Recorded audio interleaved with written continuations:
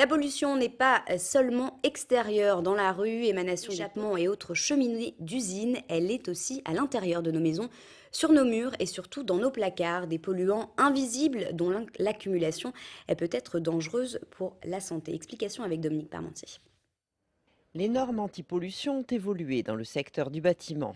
Aujourd'hui, de nombreuses certifications garantissent la qualité des matériaux utilisés dans la construction, mais aussi la présence obligatoire d'un système de ventilation. Son absence peut en effet avoir des conséquences nocives à long terme. Ça peut favoriser les maladies, ça favorise la dégradation du bâtiment avec des moisissures. Et c'est bien pour ça que depuis 69, la ventilation est rentrée dans la réglementation française et est obligatoire. Obligatoire, mais pas toujours appliqué ou contrôlé dans l'ancien, voué notamment à la location. Pouvoir renouveler l'air est d'autant plus indispensable qu'on utilise sans le savoir d'innombrables produits du quotidien contenant des polluants invisibles à l'œil nu. Ça commence avec le feutre à tableau blanc et déjà on le sent quand on le met sous le nez, c'est très fortement émanant.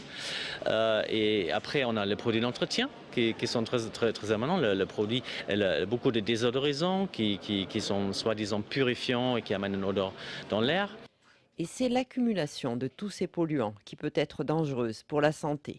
Ces produits font partie d'une pollution globale qui nous entoure et à long terme, ça peut amener des maladies peut-être 10 à 20 ans plus tard. Ça peut être cancérigène, beaucoup des composés organiques volatiles, prenez par exemple le toluène-hexyline qui sont dans beaucoup de feutres à tableau blanc, qui sont classés carrément cancérigènes, mutagènes, reprotoxiques. Alors pour échapper au pire, le mieux est de renoncer aux produits non indispensables, sinon de s'assurer de leur qualité. Le minimum, c'est de suivre les certificats qui sont disponibles. Par exemple, sur la peinture, on va choisir une peinture A+, au minimum, même si ce n'est pas une garantie totale. Mais il ne faut surtout pas aller choisir le C, par exemple, une des plus polluantes. Il faut choisir la A+.